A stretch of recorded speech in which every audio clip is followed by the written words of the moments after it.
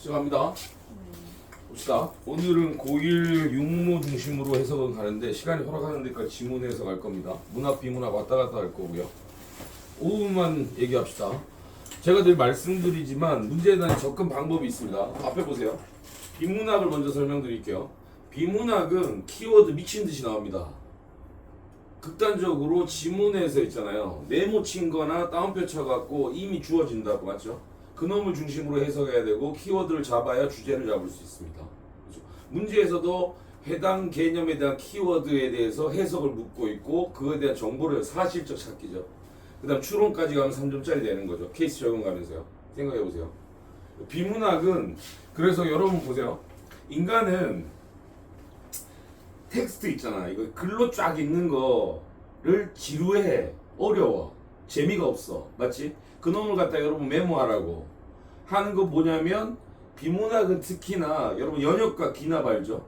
통상은 대부분의 지문들은 연역적입니다. 첫 단락에 두 가지씩으로 핵심 개념, 큰 개념을 주고 세분화해 갑니다.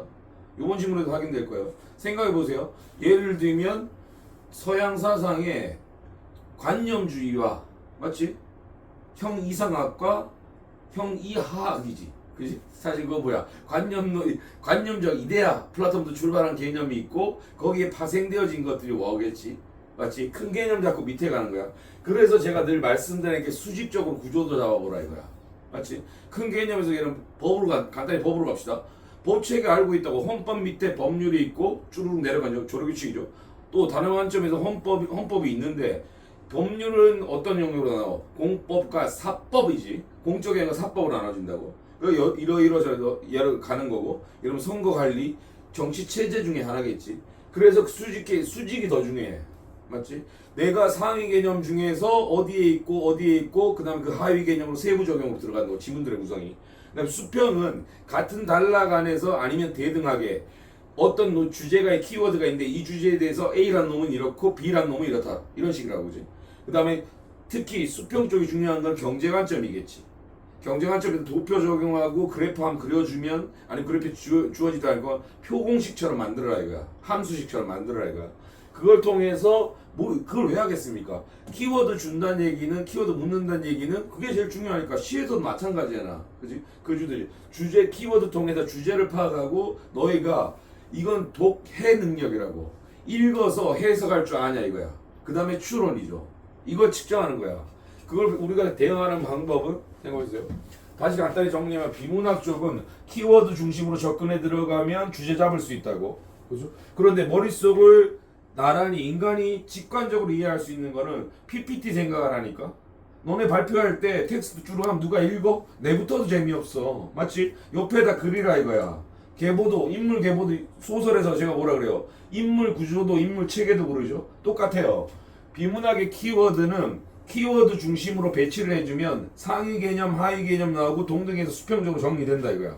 그럼 머릿속이 이해되고 이놈이 수직 계열화가 그 얘기야. 하이라키 잡는 거야. 그 얘기고 그래프나 도표 이용해 주시면 편하죠. 그죠? 이거 다시 얘기가 뭐냐면 주어지는 정보야 키워드들은. 맞지? 그 다음에 늘 얘기하죠. 문학, 비문학 상관없이 여러분은 자신을 객관화시켜야 됩니다. 왜? 가장 적절한 국어는 정답 아니라니까 무슨 답?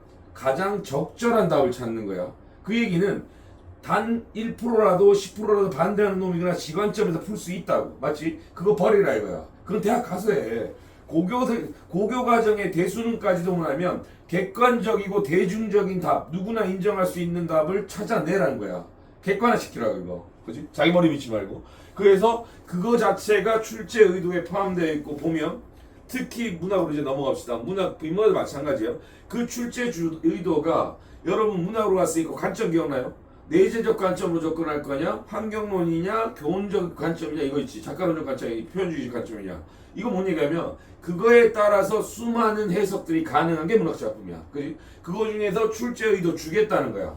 너네는 내재적 관점에서만 풀어라. 아니면 현실 반영론적 관점에서 풀어라. 맞지? 아니면 어떤 시어가 있는데 오늘 시 보기 시작하겠지만 그 시어의 의미를 수많은 논문이 있었고 수많은 해석이 있었고 개인적 해석들이 있었어. 그지? 그 중에서 발라낸 사람들의 누구나 인정할 수 있고 대부분의 사람들이 동의하는 부분이 객관화돼서 선지의 보기지문으로 출제된다 이거야. 맞지? 객관화된 관점에서 그 출제 의도를 주겠다잖아 이거. 그래서 예를 들면 출제한 놈이라고 하면 안 돼. 출제하는 사람들의 의도를 그 문제를 읽으면 읽을 수 있어요. 야 얘들아 이렇게 풀어줘라고 제발 부탁하고 있는 거라고. 이해갔어요? 자, 문학으로 넘어왔습니다. 문학은 세부사항들을 했었죠. 서정하면 시였으니까 시의 키워드. 맞지? 이렇게 출제를 안 할 수가 없어. 화자를 물어야 될 것이며, 왜? 화자의 정서를 알아야 서정을 이해하는 거죠. 그죠? 그래서 그 시대 관점이 있으니까 그거는 3점짜리 문제에서 준다고. 맞지? 근엄이용하고 서사 맞잖아. 그 긴 이야기 중에서 위기절정이라든가 핵심 주제가 담아있는 부분을 담을 수밖에 없어요. 맞죠? 그 사이에 왜? 나머지 부분 뭘로 가람하는 거야? 앞부분 줄거리, 뒷부분 줄거리 축약으로 제시하는 거야. 맞지? 그놈 잘 이용하면 인물 구조도 나온다고. 아무리 여러분이 고전 낯설고 한자가 섞인 거 짜증나는 거 안다고 이거. 그러면 더 짜증 그 이겨내는 방법 뭐야? 똑같잖아 이거. 사람들 이름 해갖고 그려보라 이거야. 맞지? 그 다음 시에서는 키워드 시어 딱 드러나잖아. 제목에다 시 드러나고 왜? 한 편만 안 줘요. 복합으로 간다고. 맞지? 최소 시 2편이거나 그지? 아니면 요새는 복합에서 갈래 복합으로 들어가 주죠. 그죠? 그 정도. 그 얘기는 뭐냐면 최소한 얘들이 기본 맥락 세부 차이는 있어도 가나다나 가나에 주어진 지문이 동일한 관점에서 해석할 수 있고 공통점이 있기 때문에 출제하는 거라고. 그지? 의도들을 읽어봐요. 그죠? 급교수 마찬가지고. 그러고 그 내용이 똑같잖아요. 여기처럼 키워드처럼 보기선지 정보에서 뭐죠? 객관화된 출제 의도와 해석론을 주는 거라고. 맞지? 그놈의 보기선지 정보를 잘 빨고 그래서 문제 좀 읽고 가는 게 훨씬 유리하다 그랬죠. 여러분이 개인적인 문학 해석 논문 쓰려는 거 아니잖아. 맞지? 이 관점에서 출제자 의도 준다니까 그놈 출제 의도를 읽고 지문을 그거 관점에서 해석해주고 거기에 적합하지 않고 그럼 선지가 남겠지. 5개 중에 3개 던져 털었다 이거야. 그럼 2개 중에 뭐야? 그 다음에는 여러분이 어려워하는 거 낯선 것들이 있는 거야. 맞지? 반응 까리까리 기억나요? A, B, C, D인데 여기 참인 명제는 A도 B도 참여해야 되는데 여러분이 어려운 거는 참거지를 판단하는 거 어렵다고 느끼지 않아. 여러분 어려운 건 뭐야? 물음표야 각기도야. 이게 틀린 것도 생각해보세요. 야 이거 맞아 보이기도 안 맞아 보이기도. 맞아 보이는 이유는 뭐야? 내가 주관성이 넣어버리면 그 다음에 그놈에 대해서 정확한 어휘의 뜻이나 그놈의 아리까리한 놈들이 맞아 보이는 거야. 맞지?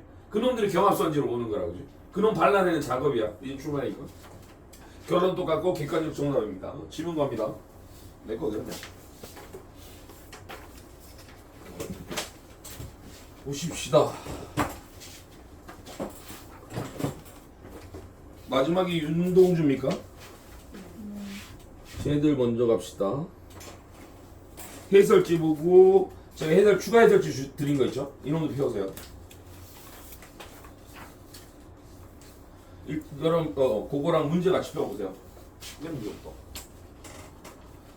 자, 시 보면서 쭉 갑니다. 간단히. 사랑의 전당이래. 윤동주지. 윤동주에 대한 정보는 여러분이 학년이 낮든 높든 간에 이미 있어. 일제시대의 저항적 시인이고 고운 그지? 예면 이거 부끄러움의 미학, 자아성찰 맞지? 자기 반성 이것들이죠. 갑시다. 그 아는 윤동주가 사랑의 전당이라 해야 돼. 사랑의 명예의 전당하듯이 펼쳐지는 곳이고 광명 같은 것일 거야. 순아 모르겠어. 순아 사람 이름 불러. 너는 내 전에 이전 정도 보면 저 전당의 전인 줄 알아야지. 내 전에 언제 들어왔던 것이냐. 순이가 나의 전당에 들어왔대. 전에 들어왔대. 내사 나야 언제 네 전에 들어갔던 것이냐. 둘이 썸 타냐? 왔다 갔다 하는 거야. 그지? 됐어. 출발했어. 그래서 우리 그 다음 누구겠어? 기본적으로 사랑일 거라고. 그치? 사랑이 전당이니까 가보자 그래. 우리들의 마치 니네 왔다 갔다 하니까 우리들의 전당은 고풍이래. 이 고풍스러운 거잖아. 클래식한 거잖아. 고풍한 풍습이 나오네. 풍습이 어려있는 영 아니지? 서려있는 사랑의 전당이라고 정의해주는 거야.